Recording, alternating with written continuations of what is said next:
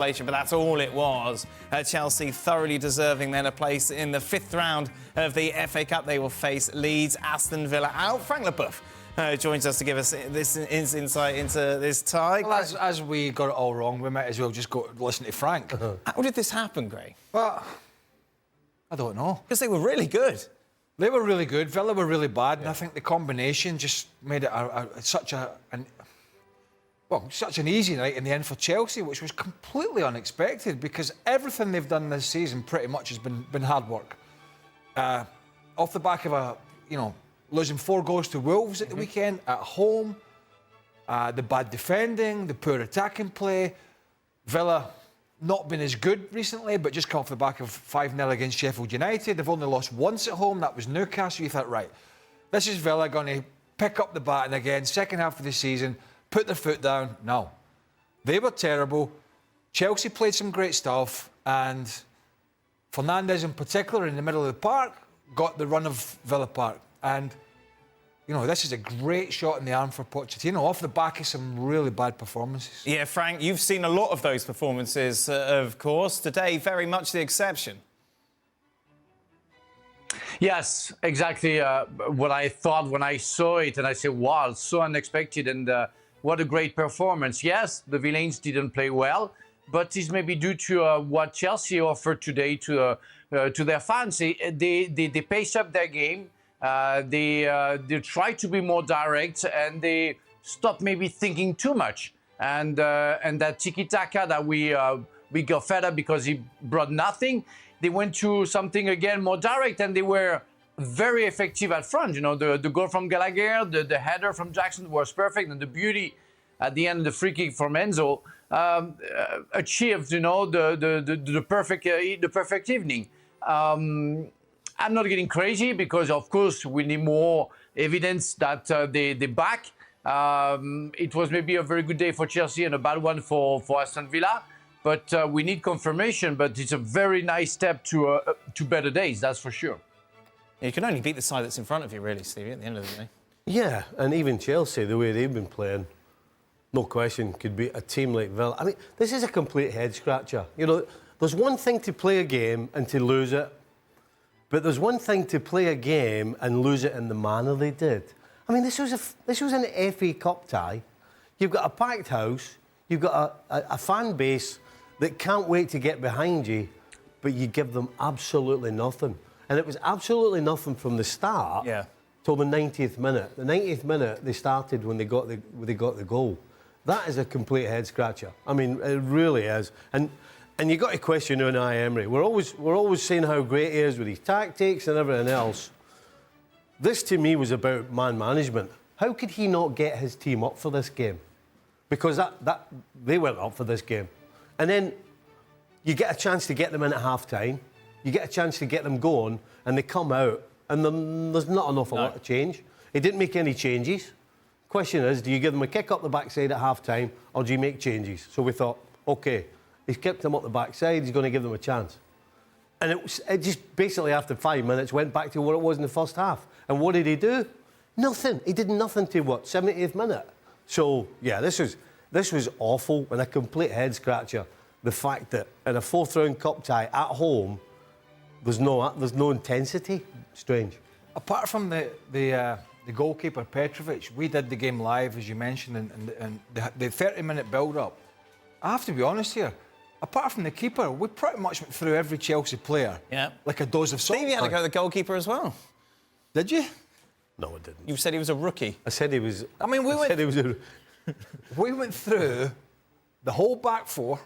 Yep. We went for Thiago Silva, who's 39, but not really, there's a different sort of story with him. We went through Caicedo and Fernandez's lack of control in games. Jackson's form, Two centre-backs. I suppose Gallagher, Gallagher's been a talking point. He's worked hard. Would he stay? Would he go? He's a grafter. I don't really see this big, if we lose Conor Gallagher. But anyway, we went through the whole lot and said, listen, they've got Palace coming up, they've got City coming up, they've got Tottenham coming up, and then they got Liverpool in the Carabao Cup final. What was going to happen if they got a complete pasting in this game? Mm-hmm. And that's kind of that was the build-up to, like, how are Villa not going to win this? How are Chelsea going to survive a thrashing? And what's Pochettino going to say after the game? It'd have been hard to put up any other argument beforehand. And so for Pochettino, from their perspective, looking at that schedule that I'm talking about coming up, yeah, it's one win, but at least it gives them some confidence and him maybe some time away from, you're under, are they going to sack you, or how are you going to pick the players up for these big games ahead? At least now there is something to cling on to with this performance. He's getting asked different questions now because of the win. But the only way it goes forward is if they take this forward. Yes. I mean, there's no point in going to Crystal Palace, who are struggling, and Roy Hodgson's sort of teetering, playing poorly and losing, and then it all sort of falls away. So it was a great night for them, the best of the season. I think he said that. Certainly in my eyes, I don't remember them playing better against what you would call one of the top 5 or 6 sides, away from home on the road. But how do you bottle that and say, right, we take this to the next game, we dominate, and then we move on from here? If he can't do that, he's got problems. If he can, he's got half a chance. And of course, he came under such spotlight because of what happened against Wolves, Frank, and then the Enzo Fernandez story that he wanted out, and then, of course, Thiago Silva, his girlfriend, wife tweeting out, and then falling out, suggesting between Silva and Pochettino. What does this tell you about the belief that this squad has of their coach to go and put in that sort of performance with everything kind of crumbling around it?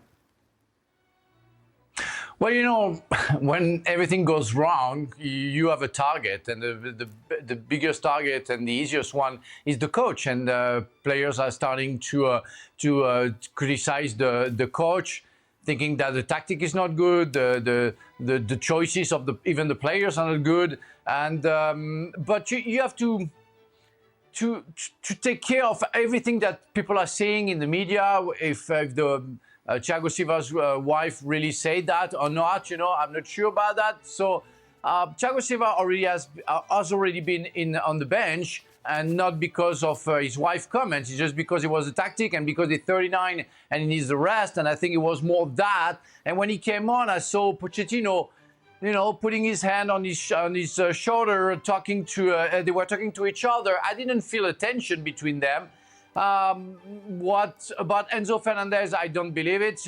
Again, there was all stories behind the scenes, and you don't know what is true or what is fake. And I want to believe what I see on the field. And today, if the players wanted Pochettino to be sacked, they wouldn't have played like that. They would have let the game go, and it would have been out very quickly. They fought, and I think there is a change of spirit. And Pochettino has to learn that from that game. They didn't try to be in control of the game. The Villains had 2 chances at the beginning of the game. It could have been a different scenario. But they took the risk of being a little bit open, I'm talking about Chelsea, to get into counter-attack and to score goals. And when you play away from home against Aston Villa, it's the way you have to do. Don't try to be in control of the game. Don't try to make 800 passes. Just try to score goals. It's what they try to do. And maybe it's a philosophy that they have to learn from and be maybe more used to that, maybe. I'm sure at 39, Thiago Silva will get over anything somebody said or not said. It's not ideal, but it's one of those. Listen, just sort of stay out of it. It's not an ideal scenario, but I was expecting Disasi and Badia Shield to be given a torrid time by Ollie Watkins. They were not. That was a big surprise. The other thing being is, I think the big winner looking at this game is Tottenham and Ange Postecoglou. Right, with regards to Villa's form. With regards to Villa, and there at the moment it's Tottenham and probably Villa. Maybe you could throw United as a long shot if they can. But Tottenham and Villa sort of going head for head. Villa looked to me and have a little bit recently, although I didn't expect this result, but they've just looked a little bit more jaded recently. Yeah, they beat Sheffield United 5-0. That was over at half-time when they were 4-0 up. But there was the loss at home to Newcastle. There was the draw at home to Sheffield United. There was the lacklustre away performance in this tie at Stamford Bridge that produced the replay. So there has been a little bit of lacklustre. You get the 0-0 at Everton as well thrown in there. They beat Burnley, they beat They beat Middlesbrough. They lost at Man United, so they haven't been as sharp. And so I think the signs are there, and they didn't really replenish in January. They signed Morgan Rogers from Middlesbrough, so they Frank. I know Chelsea played well tonight, and there's nobody taking anything away from Chelsea because they're having a bad time, and this was a great result.